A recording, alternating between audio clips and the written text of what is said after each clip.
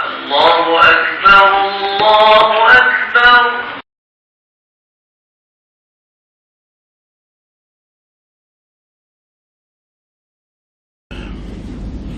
Assalamualaikum warahmatullahi wabarakatuh. Bismillahirrahmanirrahim. Alhamdulillahi rabbil alamin. Wassalatu wassalamu ala rasulillah wa ala alihi wa sahbihi ajma'in. Rabbi shrah li sadri wa yassir li amri wahlul 'uqdatam min lisani yafqahu qawli. Wala hawla wala quwwata illa billahil aliyyil azim. Muslimin muslimat yang dirahmati Allah, alhamdulillah kita bersyukur pada Allah Ta'ala, limpahan rahmat kurniaan Allah, dapat sama-sama kita hadir ke masjid pada malam ini bagi menunaikan salat fardu secara berjamaah.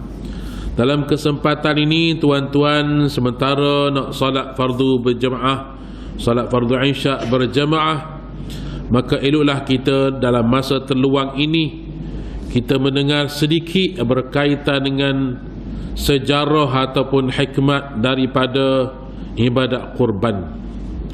Bersempena dengan kita sekarang ini berada di awal Zulhijjah, antara hari-hari ataupun bulan yang dimuliakan oleh Allah Subhanahu wa taala.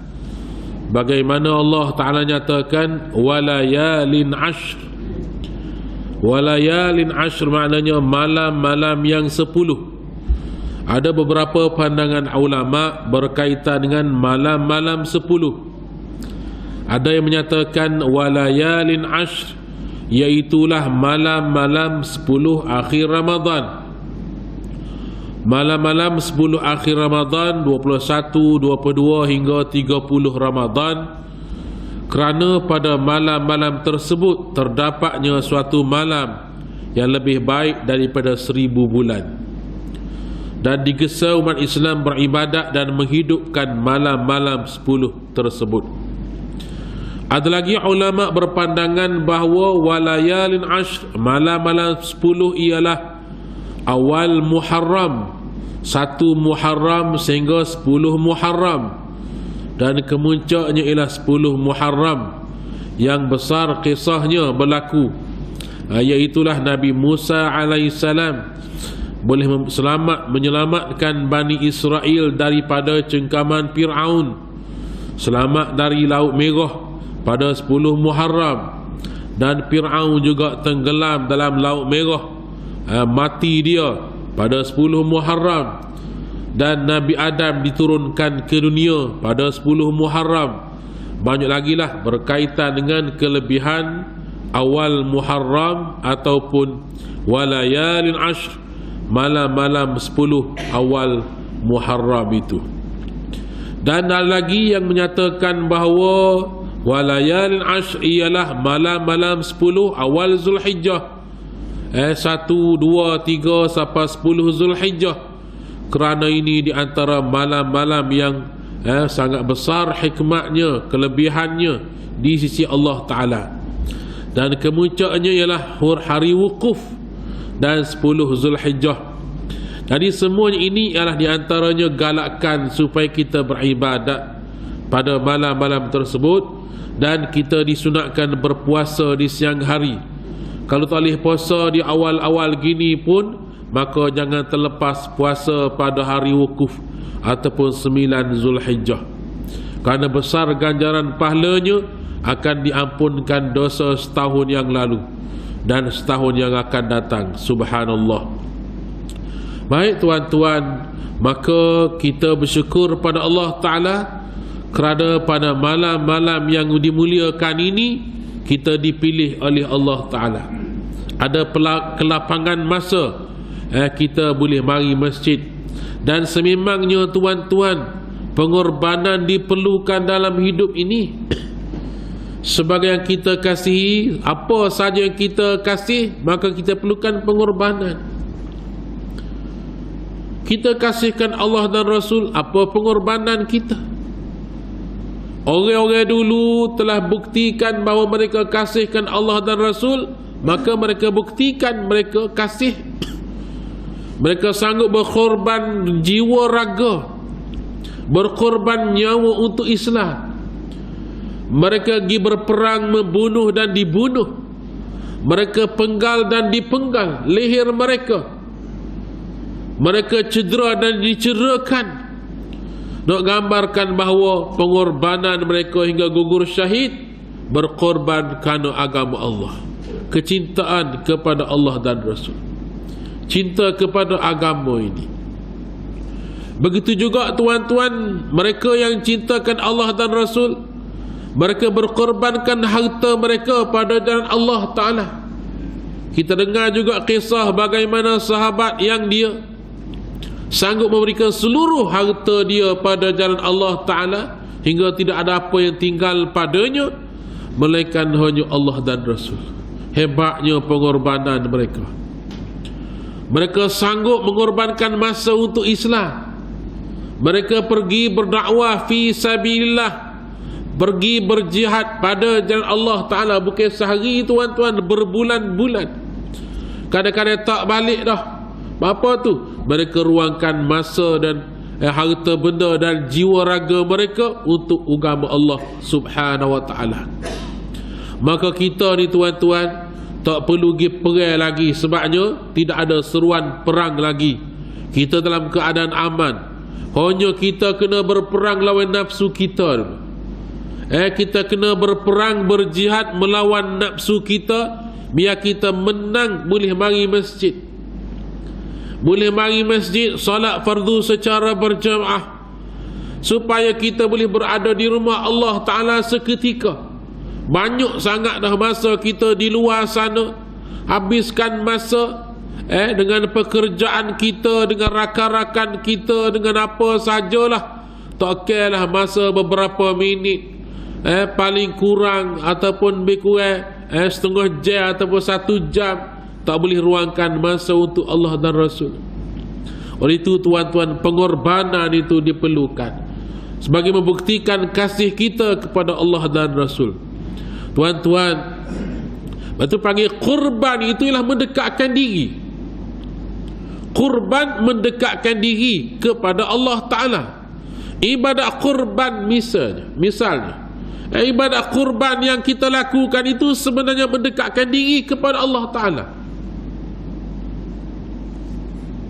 Jadi untuk mendekatkan diri kepada Allah Subhanahu wa Ta'ala, kita diminta melakukan pertumpahan darah, iaitu menyembelih haiwan pada Idul Adha dan hari-hari tasyrik 11, 12 dan 13 Zulhijjah. Kita diminta supaya menyembelih kambing, lembu, kerbau dan sebagainya, binatang ternak. Tetapi Nabi Ibrahim alaihissalam diuji oleh Allah Ta'ala menyembelih anak. Anak juga tuan-tuan, habis benda, habis harta, sayangnya ke anak. Kita tuan-tuan, daripada muda sampai tua, kadang-kadang masa untuk anak-anak, piti habis untuk anak-anak. Mula daripada lahir lagi kita belanjakan, beli susunya, pempahnya, bajunya, apa mahal, pakaian mahal, susu anak beli susu anak. Takut anak lapar. Dia besar sikit lagi nak masuk sekolah, bayar yuran tu gak, bayar begitu, bayar begini, kos begitu, kos begini, ngasuh sebagainya. Kalau nak kira lah berapa jumlah anak kita seorang-seorang nak boleh kebesar tu, berpuluh ribu. Tetapi kita tidak ambil hal, tidak nak kira. Yang penting apa? Kerana sayang, kerana kasihnya. Begitu juga tuan-tuan, kalau kita kasihkan Allah dan Rasul, kita tak kira boh piti RM1 ke, RM5 ke, RM10 ke dalam tabung ke, fi sabilillah. Kita tak menghitung sebab apa? Kasihkan agama ini. Maka tuan-tuan, Nabi Ibrahim alaihissalam Allah Ta'ala menguji baginda dengan ujian yang hebat. Allah menguji baginda dengan ujian, walaupun sekecil-kecil ujian, baginda laksanakan dengan sempurna. Sehingga sebesar-besar ujian menyembelihkan anak, baginda sempurnakan dengan sempurna. Wa izibtala Ibrahim rabbuhu bikalimatin fa'tammahun. Dan ingatlah tatkala Allah Ta'ala menguji Nabi Ibrahim dengan beberapa kalimat, lalu Nabi Ibrahim menyempurnakan dengan sempurna. Kalau tengok pada zahirnya ringan sahaja. Apa dia dalam kitab tafsir sebut kalimatin, kalimat itu apa dia? Allah Ta'ala perintah Nabi Ibrahim kerak kuku, cabut bulu tiok, cabut bulu hari-hari, mengguntingkan misai, dandankan janggut. Benda tu kita rasa alah, benda lagu tu. Tetapi Nabi Ibrahim menyempurnakan kerana Allah Subhanahu Wa Ta'ala. Dan tengok bagaimana perintah Allah Ta'ala suruh Nabi Ibrahim bersunat. Di kala itu Nabi Ibrahim sedang memotong kayu. Dia kerak kayu api. Tiba-tiba datang perintah Allah Ta'ala suruh bersunat, terus dia kerak selalu. Sempurnakan lalu perintah Allah. Dia kata ai, dak. Terus berlekor putus. Subhanallah, tuan-tuan, hebatnya Nabi Ibrahim alaihissalam. Menyempurnakan, sehingga Allah Ta'ala sebut dalam Al-Quranul Karim, wa izibtala Ibrahim rabbuhu bikalimatin fa'tammahun qala inni ja'iluka linnasi imama qala wa min zurriyati, hingga akhir ayat. Sadaqallahul azim. Baik tuan-tuan, Nabi Ibrahim alaihissalam antaranya ialah Allah Subhanahu Wa Ta'ala perintahkan Nabi Ibrahim supaya membawa isterinya Hajar dan anaknya yang masih kecil nama Ismail, wagi tinggal di satu lembah yang tidak ada sebarang tanam-tanaman, lembah Bakkah ataupun lembah Makkah itu. Asalnya tuan-tuan tanah yang gersang, berbatu-batu. Bukan kata ada tanah boleh nanam supaya tanah batu, pasir. Al ini bukit, tuan-tuan pergi Mekah tahu, tu pun dah ditarah dah bukit buat bangun ni, buat hotel. Dulunya bukit penuh sekeliling Mekah itu, sekeliling Masjidil Haram itu. Sebab itulah bila hujan lebat, air itu turun mari derah. Anyuk apa ni Kaabah di zaman di zaman jahiliyah pernah runtuh dah Kaabah itu di zaman Nabi sebelum dilantik menjadi Rasul. Maka tuan-tuan, Allah Ta'ala perintah Nabi Ibrahim pergi tinggalkan isterinya bernama Hajar itu dan anaknya bernama Ismail masih kecil. Tak boleh ngakak pun lagi duk terletak begitu. Tiba-tiba Nabi Ibrahim terus bawa isteri dan anak dia pergi sampai tempat tu betul-betul dekat telaga Zamzam kawasan tu, duduk sini. Faham nak pergi mana? Allah Ta'ala perintah saya pergi fi sabilillah, pergi dakwah pada kaum. Hajar ada tanya sepatutnya, adakah ini perintah dari Allah? Ya, perintah dari Allah. Bila dah dengar perintah dari Allah gak, bagi. Jangan serahkan pada Allah Ta'ala. Saya sini bertawakal pada Allah. Hebatnya isteri tuan-tuan. Hajar yang menjadi ibu kepada Ismail, dan Ismail itu ialah keturunan sampai kepada Nabi Muhammad sallallahu alaihi wasallam. Orang hebat dah. Tidak kata Hajar, habis tinggal kita sini kemah mana makan ni nyu air guano. Dak. Tak ada gapo sekau kemah pun tak ada air, buah tamak bekar-bekar pun tak ada, air pun tak ada. Tinggal satu lembah yang memang kering kontak.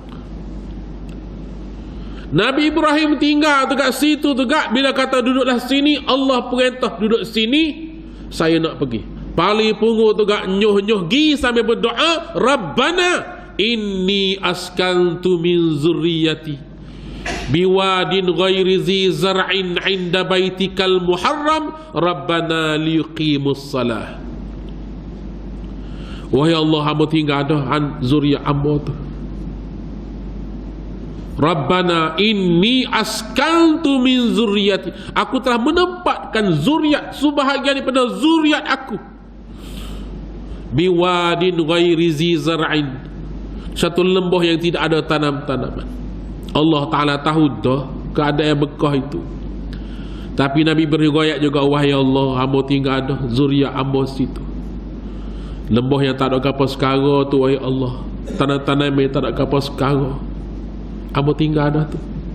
Nyoh-nyoh Rabbana liyuqimus salah, wahai Allah, aku minta biar zuriat aku ni, anak cucu aku ni semaya tak tinggal.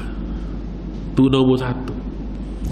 Tak using tak ada makan dia, tak using tak ada air, tapi using takut tak ada iman. Kalau makan dia ada, air ada, hidup mewah, iman tak ada, masuk neraka tuan-tuan. Rabbana liyuqimus salah, wahai Allah, aku minta biar zuriat aku ni sentiasa mendirikan salat.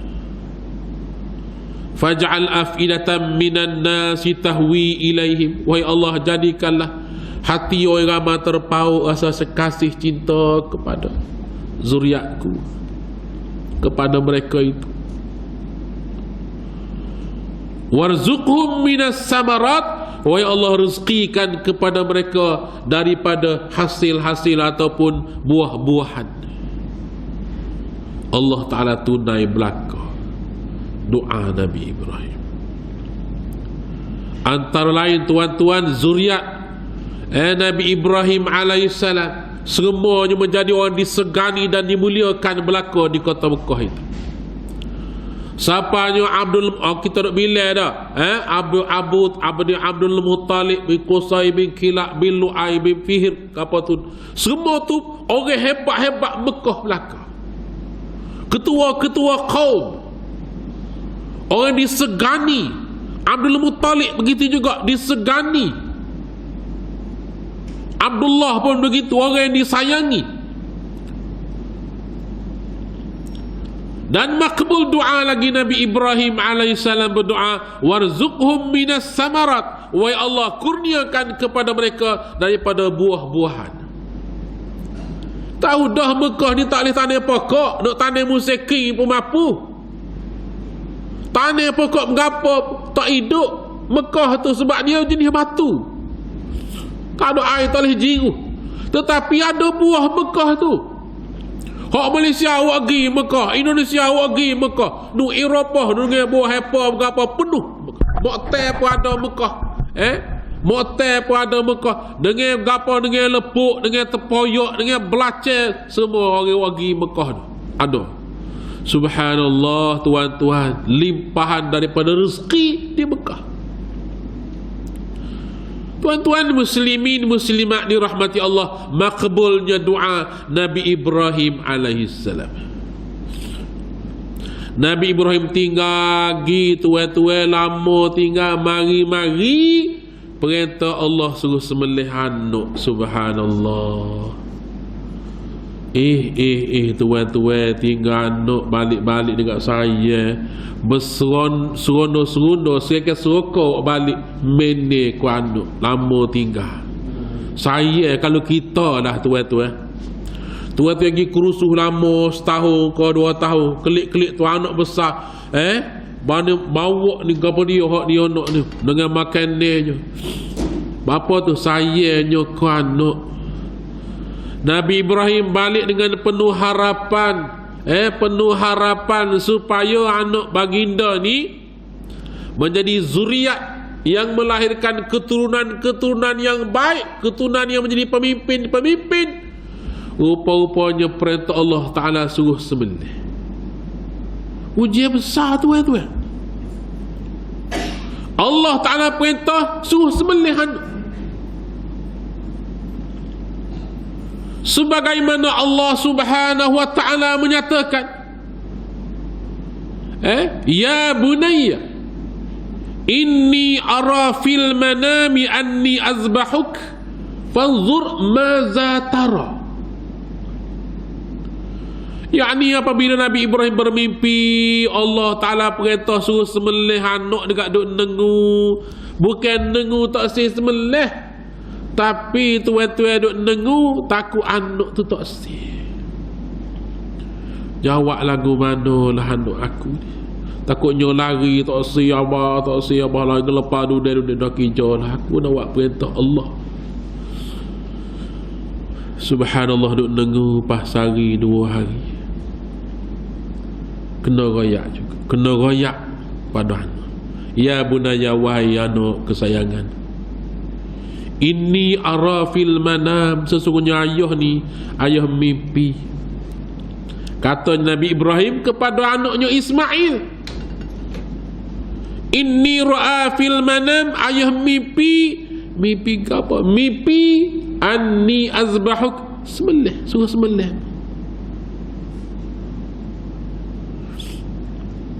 Fanzur maza tara, tolong royaklah apa pandanganmu wahai anakku. Ayah ni tokah dah nak buat dah perintah Allah dah. Suruh sembelih. Bagaimana pandanganmu pula wahai anakku? Qala ya abati fa'al ma tu'mar, wahai ayah, sedekah buat sedekah. Ya Allah, kita dengar pun seriang bulu rama, ya Allah, hebatnya mereka. Nabi Ismail kata, kalau begitulah perintah Allah, silakan ayah hamba sedia hala tekuk hamba untuk disembelih, nak tunaikan perintah Allah Ta'ala. Dah begitu kat tuan-tuan, legalah Nabi Ibrahim gembira kerana boleh tunai perintah Allah. Tapi sayangnya pada anak, sayangnya pada zuriat, Allah lah yang maha tahu. Sebab Nabi-Nabi ni tuan-tuan ni nak pada zuriat. Tengok Nabi Zakaria. Nabi Zakaria ni tuan-tuan doa tak putus-putus nak ke anak. Sehingga Nabi Zakaria ni menjangkau usia yang lanjut. Ada yang kata umur 90 tahun. Begitulah. Berdasarkan kepada ucapan Nabi Zakaria ni, inni wahanal azmu minni washta'ala ra'su syaiba walam akum bidu'aika rabbi syaqiyah. Wahai Tuhan, hamba ni lemah seni tulang dah. Lemah seni tulang dah, tua sangat dah. Palu hamba pula motif sina-sina dengan ubat dah, wahai Allah. Tapi hamba nak anak, wahai Allah. Sebut dalam ayat yang lain pula, wa mar'ati aqil. Ayat lain pula, wa mar'ati aqira. Isteri hamba pula mandul, wahai Allah, tapi hamba nak anak. Minta tu gak minta. Nabi Zakaria. Sekali tuan-tuan, Allah Ta'ala bagi satu perkhabaran kepada Nabi Zakaria alaihissalam, bahwasanya kamu akan mendapat anak. Masya Allah, Tuhan makbul doa. Di waktu tua dia dapat anak. Masa mereka mari beritahu tu, Nabi Zakaria seolah-olah berasa, ya Allah kau cuma beri tanda kepada aku. Beri tanda pada aku kalaulah benar isteri aku mengandung. Ayatuka alla tukalliman nasa salasata ayyamin illa ramza. Tandanya ialah kamu dalam masa 3 hari tak bercakap dengan siapa-siapa melainkan bahasa isyarat. Ya adalah, aku tak bercakap dengan siapa-siapa 3 hari. Ya dah, betul dah. Tuan-tuan mengandung isteri walaupun dia nyatakan mandul isterinya, dia pula telah tua, lemah sendi tulang dah, rambut pula bersinar-sinar. Allah beri anak. Bapa tu nak cambung zuriat kenabian itu, anak-anak cucu yang saleh. Nabi Ibrahim juga berdoa, Rabbana hablana min ladunka zurriyatan tayyibatan innaka sami'ud du'a. Wahai Allah, kurniakan kepada kami zuriat yang baik. Engkau Tuhan yang maha mendengar segala permintaan hamba. Boleh anak tuan-tuan. Nabi Ibrahim pun dapat anak. Tiba-tiba saat inilah Allah Subhanahu wa ta'ala perintahkan sembelihan. Anak ni setuju, marilah kita pergi. Pergi satu pusat tempat penyembelihan. Tuan-tuan pergi Mekah adalah tempat Nabi Ibrahim sembelih Ismail. Dalam perjalanan itu nak pergi tempat sembelih itu, bunyi satu suara. Umpamanya, "Hi Ibrahim, mu tak sayang ku anakmu, tengok teh anakmu tujuh ku. Bapa mu nak sembelih?" Umpamanya gitulah, mari suara-suara yang meragukan supaya Nabi Ibrahim tak sembelih. Dan memang tuan-tuan, Nabi Ismail dia orang yang comel, akhlaknya baik. Ada riwayat menyatakan Nabi kita Muhammad sallallahu alaihi wasallam mirip dengan Nabi Ismail. Ada banyak persamaan baginda dengan Nabi Ismail alaihi salam itu. Dari segi akhlaknya, kesabaran baginda, patuh janjinya, banyaklah. Rupa parah pun mirip Nabi Ismail. Nabi Ibrahim pun dah bunyi suara begini, memperdayakan supaya tidak menyembelih anaknya Ismail. Nabi Ibrahim ambil batu pekuk. Tu tempat bila kita kerja haji pergi melontar ketiga-tiga jamrah itu. Tu nyatakan bahawa itulah tempat-tempat yang Nabi Ibrahim tagu, lepap, pekuk dengan anak batu. Itu semua ni sejarah pun. Begitu juga ni orang duduk Sa'id.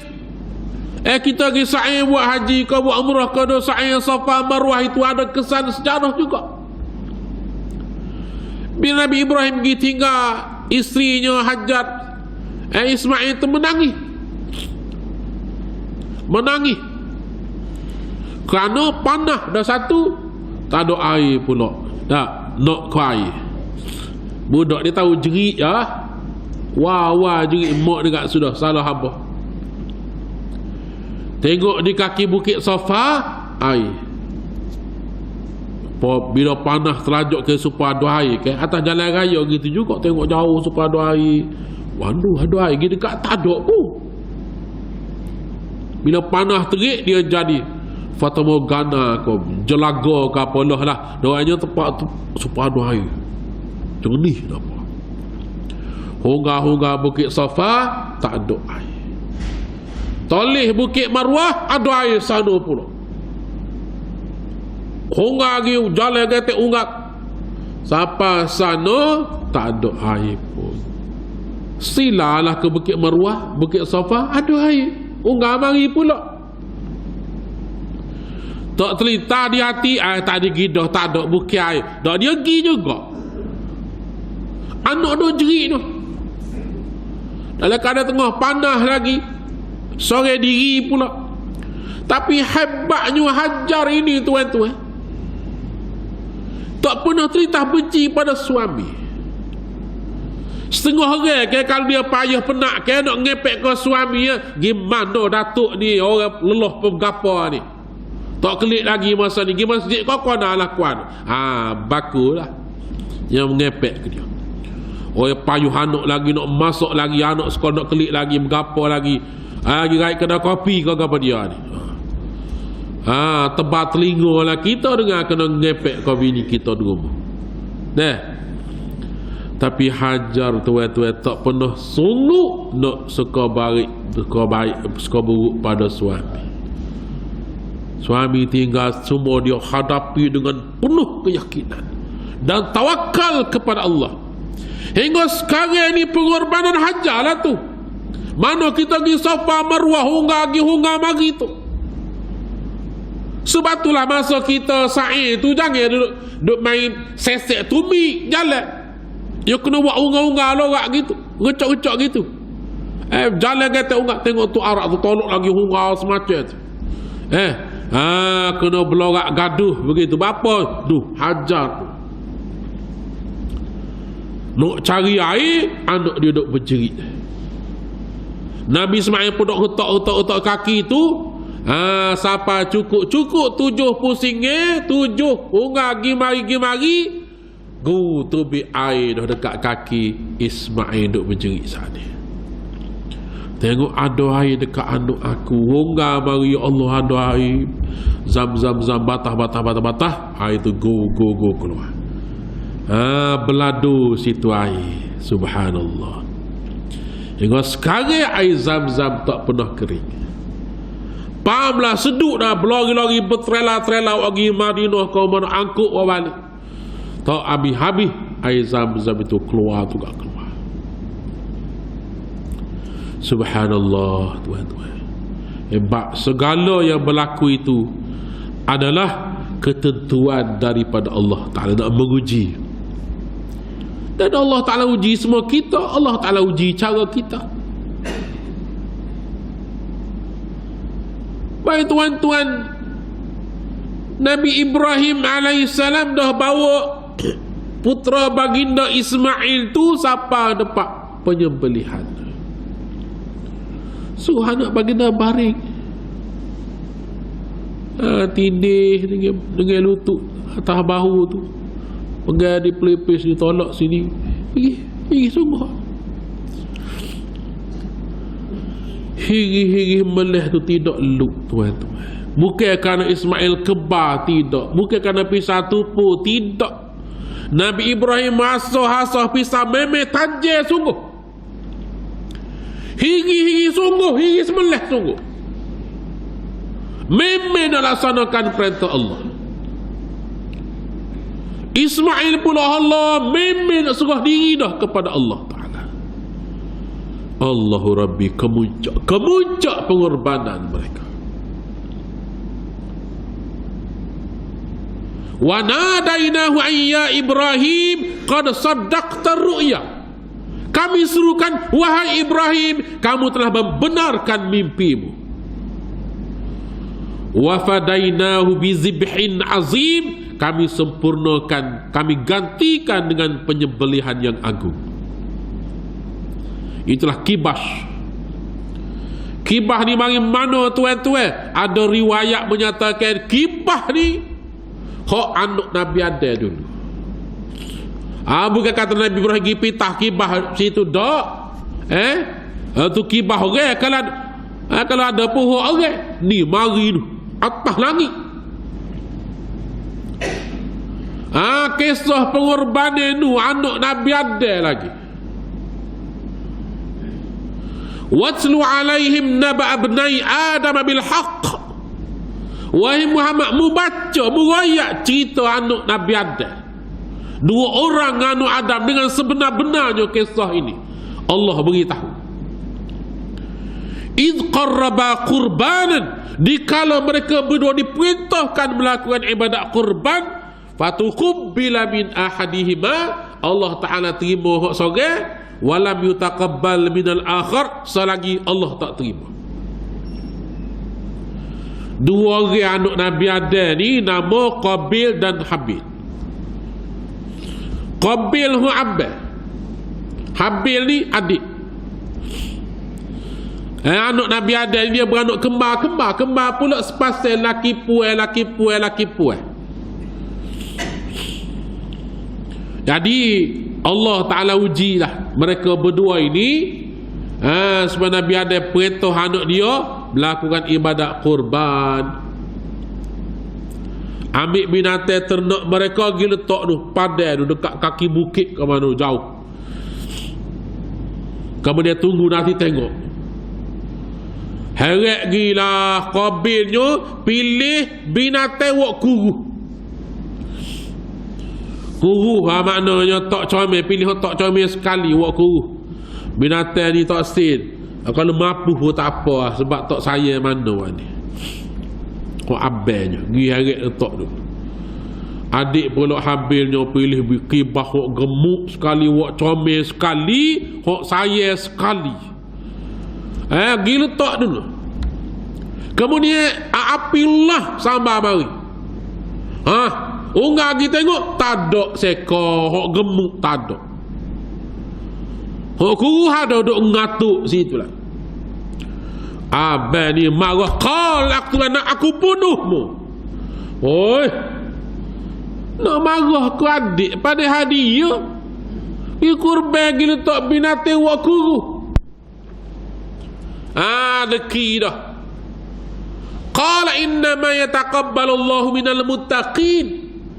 Adik dia kata Allah terima ibadat orang bertakwa. Kita hati kita buat apa ni kurban ni kerana Allah Ta'ala, Allah terima. Supaya juga ni tuan-tuan kita kurban bukan nak nyoh-nyoh. Biarlah kurban tu kerana Allah. Nak nunjuk siapa? Kalau nunjuk korang tak boleh apa-apa pun. Baik kita ni kerana Allah Ta'ala pilih. Jangan persoal agam maha lembu. Wah, cekik darah ni tipu apa? Jangan. Maha kabuh ni ibadah. Sebab tuan-tuan pergi Mekah juga. Berapa tiket pun pergi Mekah berapa? Aku rindu Baitillah. Piti berapa aku bayar. Rela jual tanah, rela keluar duit dalam bank berapa? Aku nak pergi Baitillah, nak buat haji. Jangan soal. Tuan-tuan mari masjid ke mana kita kan Allah Ta'ala. Kita sedekah pun jangan persoal. Kalau ngukit-ngukit pemberian kita saja tak boleh pahala. Banyak kau sikitnya biarlah kerana Allah Ta'ala. Allah Ta'ala terima. Maka oleh kerana si adik iaitu Habil itu mempersembahkan korbannya, hak comel kerana Allah Ta'ala pilih hak saya sekali, Allah Ta'ala terima. Kalau tu tak terima hak abang dia memang pun moga gila tak tu hak guru hak tak astir Allah tak terima. Sunatlah kita laladi nak korban cari binatang hak gemuk, hak comel, tanduknya sempurna. Tidak cacat lah berapa pilih hak comel. Untuk korban kita persembahkan kepada Allah. Buktikan apa ni kesungguhan kita dalam beribadah. Baik tuan-tuan muslimin muslimat dirahmati Allah. Maka kibah tu disambar, hilang gaib lah. Maka kata kitab tafsir, dalam kitab tafsir, kibah tu lah waktu Rasulullah zaman Nabi berapa ribu tahun dah. Nabi-Nabi ada lagi, Idris, Nuh. Nabi Nuh pun 1000 tahun dah situ. Hud, Saleh ke apa 1000 dah situ. 3000, 4000 tahun. Carut pada Nabi Adam sampai ke Nabi Ibrahim itu. Jadi tuan-tuan, waktu semula pada Nabi Ibrahim sembelihkan kibas tu. Wa fadainahu bi dzibhin azim, kami gantikan dengan penyembelihan yang agung. Tadi tuan-tuan muslimin muslimat dirahmati Allah, ibadah kurban ini pada pandangan Imam Syafi'i hukum sunat muakkad ataupun sunat muakkadah. Sunat tapi dituntut. Tambah-tambah kita ni tuan-tuan berapa tahun dah tak boleh kurban, nak beri pun ramai-ramai boleh lembu pun tak dibenarkan kerana pandemik COVID sebagainya, maka tahun ni boleh. Majlis agama pada tahun ni takat ni 30 ekor dah tu dipanji tu. Sekala tak boleh berapa tahun dah, 2-3 tahun tak boleh, tak dibenarkan, sekarang ni boleh. Jadi tuan-tuan, jadi kita kawasan ni pun ada pakat kurban. Alhamdulillah, tahniah tuan-tuan yang menyertai ibadat kurban ini. Yang penting ialah kita nak ialah amalan yang paling mulia sekali pada Idul Adha ialah melakukan pertumpahan darah binatang ternak. Sembelih. Tu amalan ataupun ibadat yang paling mulia di sisi Allah Ta'ala. Adapun kelebihan antaranya ialah diampunkan dosa-dosa. Sesiapa yang berkorban akan dihapuskan dosa oleh Allah Ta'ala sebelum darah tu percik jatuh ke tanah. Dosanya telah diampunkan oleh Allah. Cepatnya tuan-tuan. Gak sembelih rak di darah cu selalu. Dia kata rak luka lama bersu darah dok. Hiri tu su lalu darah. Mula rak tu kat darah su. Darah mecik. Mula-mula mecik tu sebelum sampai tanah lagi Allah dah hapus dah dosa orang yang melakukan ibadat korban. Besar pahala tuan-tuan. Tuhan hapus dosa seluruh dosanya. Yang kedua, bajikan pula banyak mana. Bajikan orang yang menyaksikan ibadat kurban ini mendapat pahala sebanyak bulu yang tumbuh pada haiwan itu. Gak bulu pada lembu berapa banyak mana tuan-tuan. Semua bulu belaka pada lembu tu. Tolak tanduk tak ada bulu. Butir mata tak ada bulu. Hidung adalah bulu sikit-sikit. Tapak kaki kasut dia tak ada bulu. Lai habis bulu pah ke batu-batu pah ke ekor bulu saja. Banyak mana? Banyak itulah pahala boleh.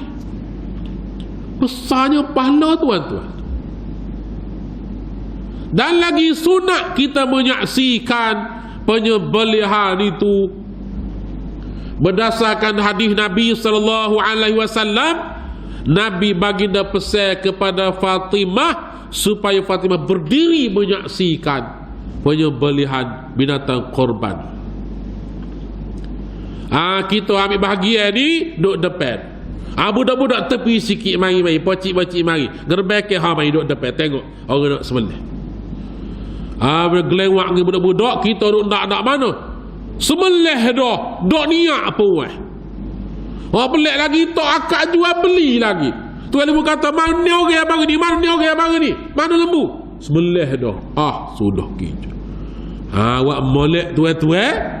Lama saja daging saja supaya dok beli kat dok jual wakah-wakah. Ni ibadah. Akak jual beli dulu. Pitih tunai ke tangguh ke sebut biar jelas berapa. Jelas akak dua jual beli belaka 7 gia ke 7 gia ke. Akak jual beli kemudian nak sembelih tu wakil lah tahu siapa nak sembelih. Wakil.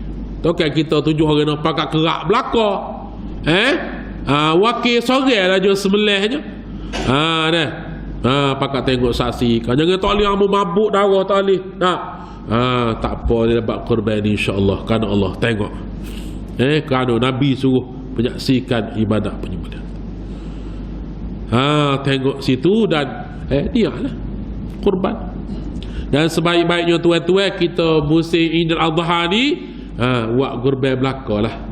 Kadang ngekor sebab ngekor tu masa luah lepas ni boleh ngekor. Tapi nak ngekor buat lagu mana dah kita dah nak ngekor. Tapi cadangkan kalau boleh buat korban belaka. Buat korban belaka. Sebab itulah ibadat yang paling besar. Akikah tu lepas pada ni pun boleh. Subhanallah. Baik tuan-tuan muslimat dirahmati Allah. Besarnya kelebihan kita melakukan ibadat kurban ini. Maka insyaAllah tahniah tuan-tuan yang menyertai ibadat kurban. Dan jangan sungguh maha qamurah kita ibadatkan Allah Ta'ala. Benarnya Allah Ta'ala terima. La yanalallaha luhumuha wala dima'uha walakin yanaluhu taqwa minkum. Tak siapa ke tu daging kau darahnya, tapi hak siapa pada Allah Ta'ala ialah takwa kamu tu. Takwa kau tidak, ikhlas kau tidak kerana Allah. Kalau bertakwa kepada Allah Ta'ala, insya-Allah ada pahalanya, ada ganjaran yang besar di sisi Allah Subhanahu wa Ta'ala. Dan daging korban itu bagilah sebagi.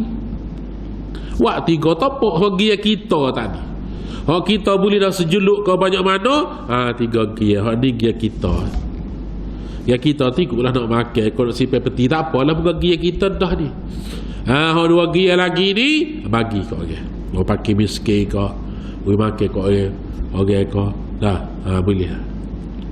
Jangan so jeluk ni masuk peti belakang. Wak beku. Apa nak tahu kau anak tu, nak balik. Tahu kan anak gia kita, hal itu bagi. Apa pernah tuan-tuan? Bukan rumah ni lah. Pernah jiran bagi pada kita ada besar kotak kesek sebuku. Biasa bagi 1 kilo ke setengah kilo paling kurang. Pernah tiba dalam supik gulu-gulu tergapo ketina kata daging Masya Allah, Alhamdulillah, sapalah kita sebesar kotak kesek. Tak apa, kita capur-capur. Maknanya nak suruh boleh-boleh belakang tu bagi. Subhanallah, ni macam ni. Alhamdulillah, doa ni mula rezeki lah. Maknanya ingat juga kita walaupun stepet tu siapa. Doanya bagi. Dulu kita wak gulam kita panggil. Dulu tunggu masjid kat jagalah kena boyih puak-puak kita ni. Orang di rumah tak boleh makan. Pak dia panggil sah-sah tu lebar lagi makan. Apa? Lah ni kita bagi-bagi. Bagi siap-siap, lepas tu tak agih dah. Bagi. Subhanallah. Kenapa? Ramai orang tak boleh makan daging. Mahal lah ni 30 riyal sekilo. Orang miskin tak makan daging lah kita. Ayam pun mahal bukan. Ikan selaya pun mahal. Maka biar kita bagi-bagi dia boleh kecak-kecak daging. Alhamdulillah, syukur pada Allah. Boleh juga terang daging. Banyak tahu dah tak makan daging. Orang miskin tak beri daging tuan-tuan. Tuan-tuan tak apa, pitih banyak, kaya, makan daging semua. Masa suk giabok semacam. Makan semacam orang lain tu tengok saja. Maka mesti rai ni bagi-bagi. Tengok dapat susah dia bagi. Kerana Allah nikmat kongsi-kongsikan.